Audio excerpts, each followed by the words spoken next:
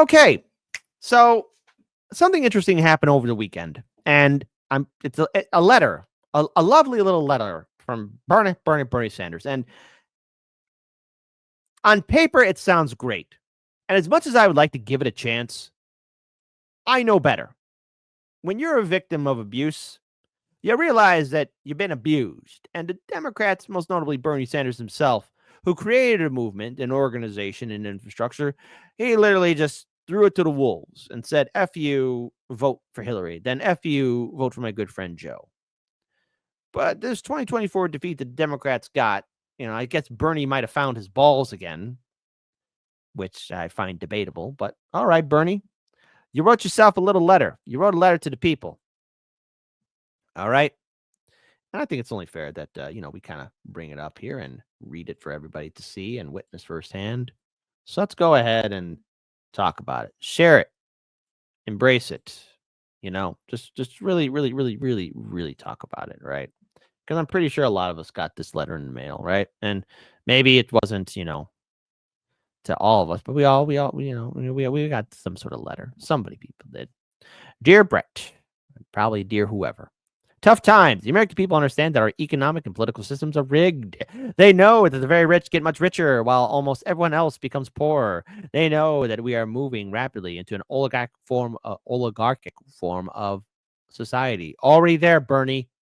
Already there, Bernie, you dumb bastard. The Democrats ran a campaign protecting the status quo and tinkering around the edges. Yes, and you helped them, Bernie, you stupid bastard. Trump and the Republicans, yes, of course, we got to blame Trump for everything. Trump and the Republicans campaign on change and on smashing the existing order. Not surprisingly, the Republicans won. No, it's not surprising. I said that he'd do it. Me and Daniel said in 2020 he'd do it, you nutless cuck. Unfortunately, the change that Republicans will bring will make a bad situation worse and a society of gross inequality even more unequal, more unjust, and more bigoted. Oh, because there's bigotry everywhere. Bigotry is everywhere.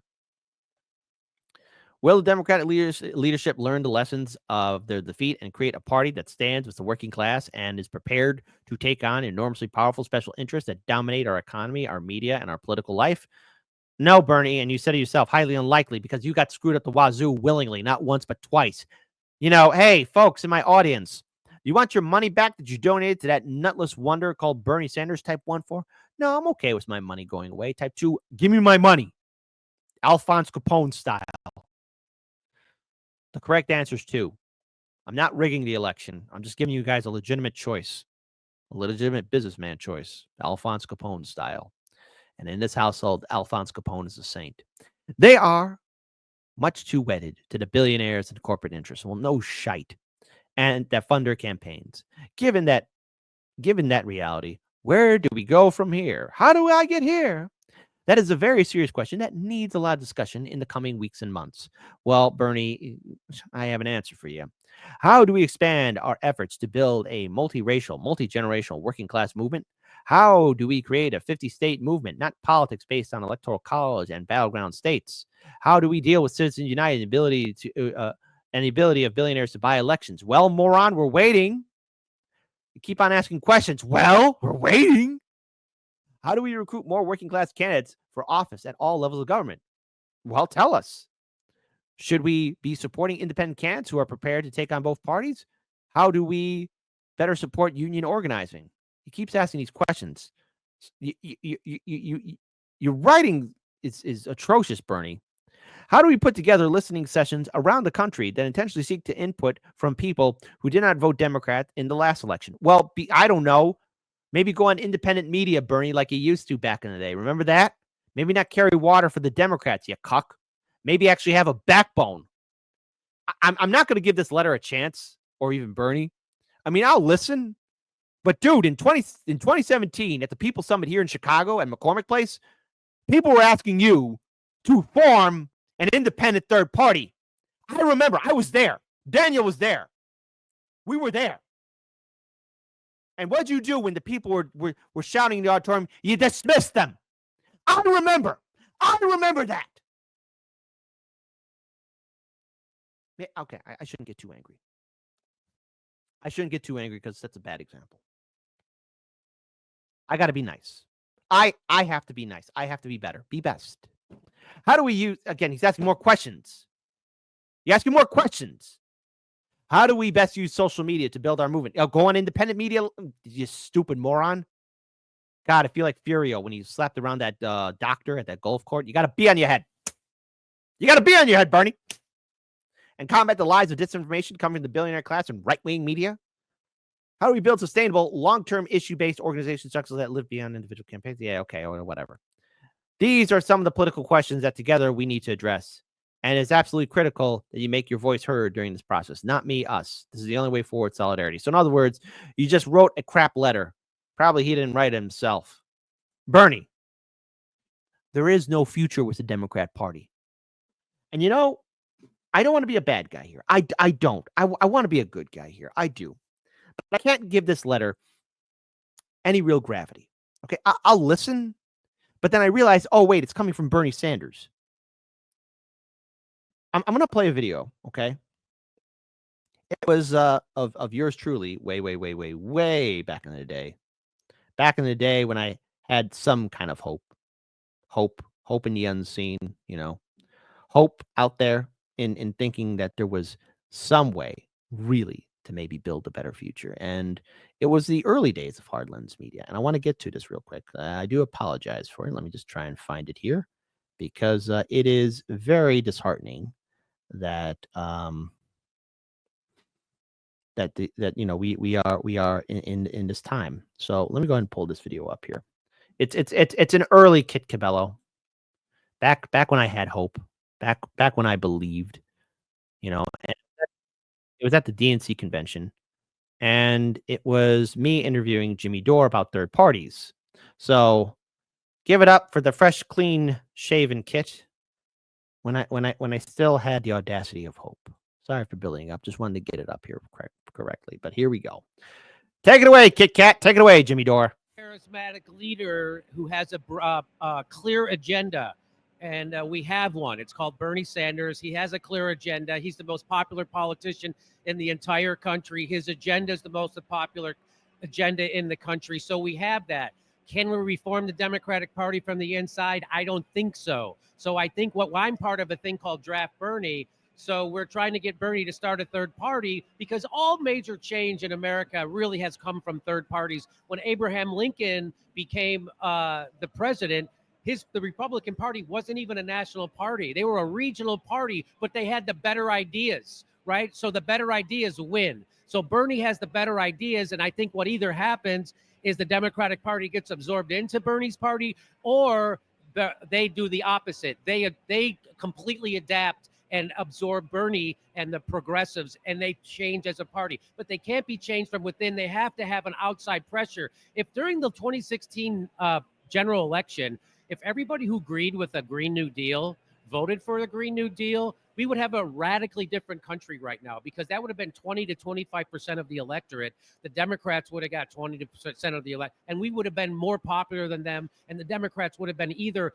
forced to change completely or be wiped out. But people got afraid and they didn't vote their conscience, and they voted out of fear and they voted out of hatred. And what do you get? If everybody would have voted for a Green New Deal, that believed in it, we still would have had Trump as president, except we'd have a radically different Democratic Party. So vote your conscience and stop voting for the lesser of two evil, because you just get more evil. Yet at some point you have to make a break. And so essentially, all right, there you go. Well done. Well done, young Kit. Now go back in time. There's so much I must warn you about in the grim, dark future, but perhaps maybe that's for another day. And I remember that. Even I had the audacity of thinking that maybe Bernie was going to build something. This was in 2017. That video was from 2017. Okay, to be clear, that's how long ago it was when people were asking Bernie Sanders, and he sends out this letter, this email out to the remnants of his supporters. Oh, how do we do this? How do we do that? It was given before you on a silver platter, Bernie, in Chicago, when the people asked you to lead and you told us to fall in line with the Democrats. Building up all that hype, that lightning in the bottle, and you throw it away. And no, you know what? Hey, lesson learned. Lesson learned indeed. Never again Jimmy Dore saw through your BS. I saw through your BS. Everybody did. My audience did too. And the Democrats are right now struggling. Like what happens to the future leadership? Because Bernie, if you actually took the reins or decided to actually build an independent third-party movement, maybe if people weren't carrying the water or drinking the neoliberal soup or eating the neoliberal soup or eating the neoliberal crap, to be more precise, because that's what a lot of those people did, looking at UTYT, Secular Talk, David Packaman, and everybody else, Sammy Boyce Feeder, all y'all, maybe we wouldn't be in this situation. But you know what? Fine. Let the Democrats go out. Because, hey, here's row your boat, Ro Khanna. Before we play from that douchebag, hey, more hypocrisy and stupidity. Andrew Yang. Bernie should have started a party years ago. First of all, man, be quiet. I'm going to shout out to Primo Radical right here. Dude, what do you even stand for? You endorse Biden, talk up Cheney. Now you say Bernie should have started a party, yet you just ignore actual existing third parties. It's all completely nonsensical, leaving one to believe you're either just a psyop on independence or a grifter, which, you know what? I don't know. Who knows? Who knows where Andrew Yang really stands on things? But didn't you have the Forward Party, Andrew? What happened to that? What happened to that? What happened to that? Bernie starting a third party. As much as I like that letter, what Bernie wrote, again, in theory, it sounds good on paper. But in reality, I got to give it 2 middle fingers here. That was an insult. Because that video I played from 2017 was people who still had hope in the movement that maybe things could change and we could actually take on the two-party system, and Bernie threw it away. Why do you think in some parts of Chicago, Bernie, I'm just going to focus on my city, some parts of it went red? Donald Trump got 22% of the city's vote. And listen, folks, Chicagoans don't vote. Voter turnout is pathetic in this city, okay? Because it's been beaten out us by the Democratic machine. Traditional areas that would always vote Democrat, not so much anymore. That's never happened before. And my job doing this is to acknowledge it. And there's one fundamental thing that must be acknowledged. Bernie Sanders threw a chance to be a leader. He threw it out. But hey, Ro Khanna, row your boat. How's your insider trading doing, buddy? Tell us. Who should be the set of new faces for the Democratic Party, and are you one of them? Well, I think there's going to be No. Hey, get ready for a word salad. I'm sorry to subject you guys to this. a lot of great people who can help lead our party.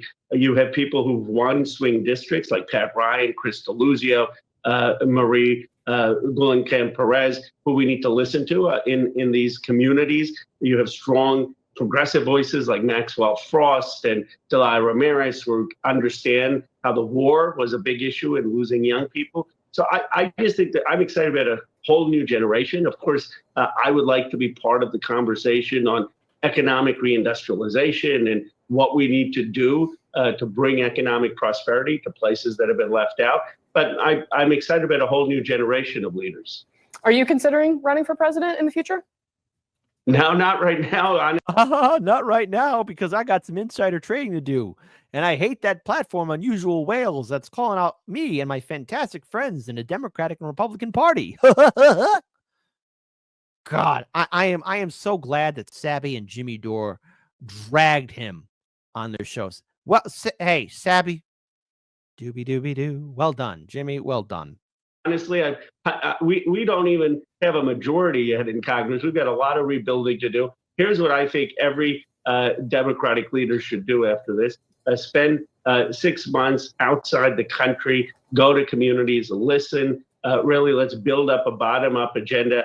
And our first priority has to be to take back Congress. Really, that's going to be my. And they're going to be running on impeaching Trump. They're not going to be fighting about social issues. It's about Trump going to jail and impeaching Trump. Or impeaching Trump and going to jail. Trump going to jail. It'll switch around, but they're going to be running on that. Let's impeach that MFer. Woo! My effort and my focus in the next couple. If you couldn't tell, I was being sarcastic. Say again, Ro Khanna. Sorry. Let's play again, Ro. 6 months outside the country, go to communities, listen. Really, let's build up a bottom-up agenda. And our first priority has to be to take back Congress. Really, that's going to be my effort and my focus in the next couple of years. All right, Congressman Ro Khanna for us this morning. Congressman, thank you. I appreciate your time. Thank you. Appreciate it. All right.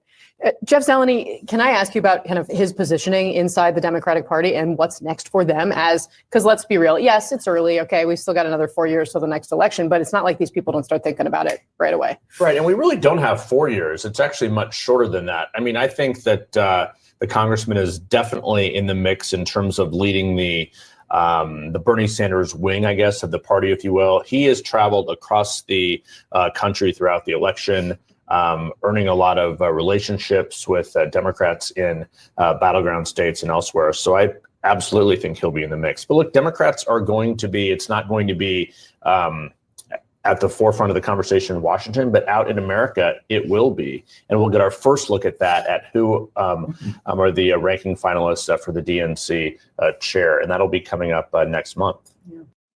Yes, and the leadership for that is abysmal because they're even throwing out Rahm Emanuel's name. You got Hakeem Jeffries. You got all these jagoffs. But see, the thing is, Bernie, this party doesn't respect you. This party never did respect you or what you brought to the table. You just gave it the middle finger. You gave your people the middle finger, Bernie. The Democrats, they're a corporate entity. They never listened to you. And maybe you just went along with it. But now you write this letter. You write this fantastic letter that I read to my audience. And I could go for days talking about the People's Summit. But that last day in particular in that auditorium, which we live streamed, you just dismissed what the people were saying. Everybody was there. I remember there was like a lot of hope for that midterm in 2018. Hell, that's the same midterm election cycle. Because again, just that People's Summit took place in 2017 and the midterms took place in 2018. Same midterm where AOC herself got elected in, but you had it. To answer all your questions, because the people would have followed you. The people would have done so. Maybe you got afraid. Maybe you never were who you said you were, but you keep asking these questions. What can we do? What can we do? Well, maybe those quote unquote progressives, like the squad members, maybe they actually go on platforms that will challenge them critically, like Hard Lens Media, or Do Dissidents, or RBN, or The Jimmy Dore Show, or go on Joe Rogan's podcast. You know, cross that Rubicon. Be brave. Be best. But you don't got the stones. None of you do. So on the off chance somebody from AOC's group or Bernie Sanders' group is listening, there was a time when you were respected, where people had this idea that, Bernie or AOC or the squad were brave. But when the opportunity came your way, when it came knock, knock at the door, you ran away like a coward. I don't think there's anything to be left to say about that fantastic letter that Bernie wrote out. He had the chance, and he blew it. Now we got to move on without him. If you fool me once, it's because I didn't think a guard was needed. If you fool me twice, it's because I didn't learn the lesson, so it bears repeating. If you try the same play 3 times running, it's because you know what's coming, and you didn't come to lead, you came to purposefully be misleading. Democracy is dry. It's been a century bleeding. The husk is gaping open to the sky, out in the field where all the sheep just keep on circling and worrying and bleeding. They're waiting for the shepherd that they've tried to hide their faith in, but he's so appealing. They'd gladly give their fleece. It's such a freeing feeling that even when he leads them to the ledge and starts to urge them on, they're positively beaming. They were told that they were on their way to save democracy, so even as they plummet, they just gloat. They don't consider screaming. And halfway up the cliff, the shepherd's cozy little mittens wrap around the staff of shattered human hopes on which he's leaning.